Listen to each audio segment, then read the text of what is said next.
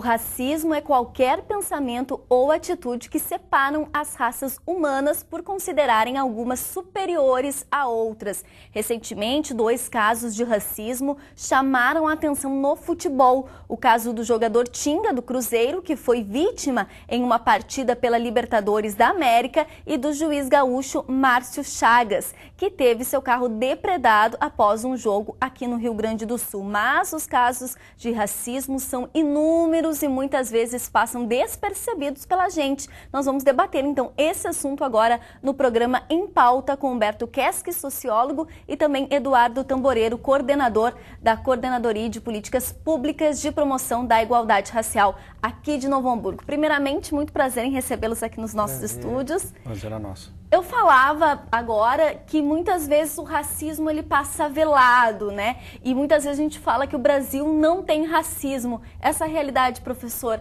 ela existe do racismo velado, principalmente? Com certeza existe, é um dos problemas gravíssimos que afeta, né, a nossa sociedade como um todo. Então eu estava até outro dia relendo uma pesquisa divulgada pela ONU. 87% dos brasileiros dizem nunca ter passado por uma situação de racismo, de discriminação racial. Mas se nós formos examinar isso mais aprofundadamente, estes 87% são justamente aquele público considerado branco. Então, o racismo no Brasil, ele é velado, ele é às escondidas, né? Então, não é tão declarado propriamente como em outros países do mundo. Olha, até os anos 80 nós tínhamos na África, por exemplo, o apartheid racial. O que vários autores e colegas meus que trabalham com essa problemática estabelecem no Brasil? Existe um apartheid social, porque associam a questão da cor, da pele, ao preconceito econômico. Então, com certeza existe, e a discriminação, na verdade, passa por esses requisitos, né? Por esses preceitos. Então, é uma situação grave e que a sociedade como um todo até prefere não tocar nesses assuntos. É algo assim que não se mexe, vamos deixar ali para evitarmos problemas maiores, mas com certeza é problemático e é velado. E essa discriminação, ela é simbólica, que é uma das piores, das mais perversas, inclusive, que nós temos em nossa sociedade. Você percebe isso no seu dia a dia? Tamboreiro já passou por questões de racismo velado e isso é mais difícil de lidar?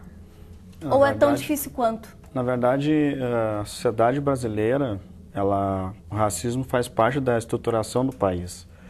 Quando chegam os portugueses, quando chega a escravidão, em 1500, ali, 1535, que chegam os primeiros negros africanos para serem mão de obra escrava, a gente já começa a perceber a estruturação do Estado brasileiro, né, nessa concepção que o professor fala da questão da cor, né, da questão socioeconômica, né, que traz primeiro a cor, né, as pessoas sempre te julgam primeiro, não querem saber se tu tem um aporte financeiro ou se tu é uma pessoa bem-sucedida, enfim, né, que esses ditos bem-sucedidos, claro, né, que a gente não sabe até então onde a gente consegue encontrar, ela começa a perceber esse racismo, né? Então nós, negros, né, brasileiros, a gente percebe nem é o racismo velado, a gente percebe o racismo mesmo na pele mesmo, né, de sofrer. Ele é ainda velado, mas ele é muito, agora com esses fatos, por exemplo, que acontecem com os negros que são bem-sucedidos, né, como o Tinga, por exemplo, né? A gente começa a perceber que o racismo já não é mais velado, né? Que ele passa a começar a criar de novo um apartheid étnico-social na sociedade brasileira.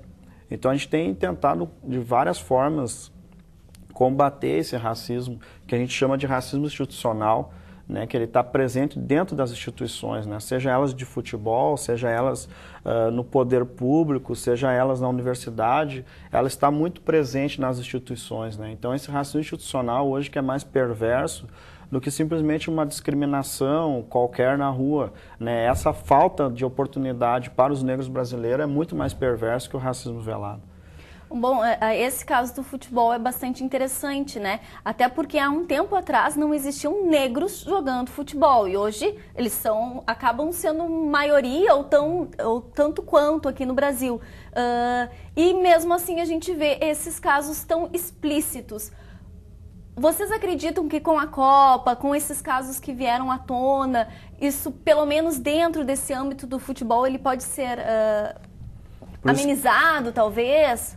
Nós não podemos nos enganar também totalmente com as mídias, né? Porque muitas vezes o que é divulgado nas grandes mídias, essas mídias massivas, se encaixam dentro, inclusive, de um programa, né? Até institucional, como o Tamboreiro comentava.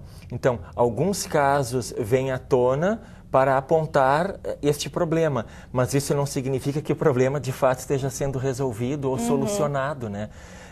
Não significa que nós tenhamos uma solução prática, imediata para isso, né? Então, eu acredito que recentemente venha se levantando essa problemática, essa discussão que é pertinente, mas que ela escapa, ela tangencia os organismos institucionais federais, estaduais, municipais, né?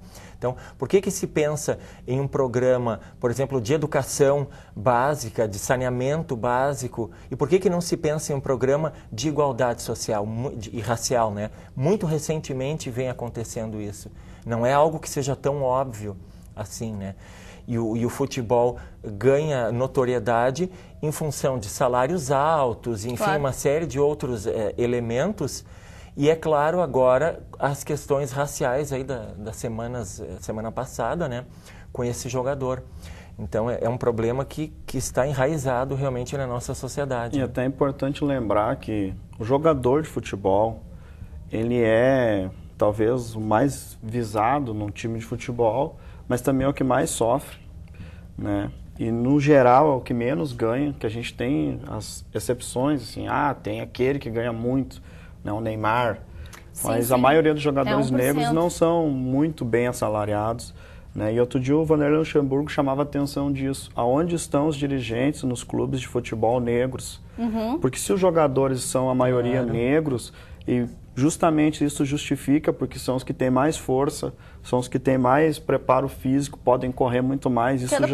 Isso já se justificava na escravidão, né? Por que não escravizar outra etnia sem os negros? Porque eram os mais fortes. Era o que se justificava. Claro. Então no futebol a mesma coisa. E atletas também, os negros acabam se destacando. Os atletas se destacam por isso. Mas agora, quantos dirigentes conhecem negros? Né? Até próprios técnicos de futebol. Quantos presidentes de clube, quantos técnicos de futebol? Bom, então tem algum problema que a gente chama que é o racismo institucional, né?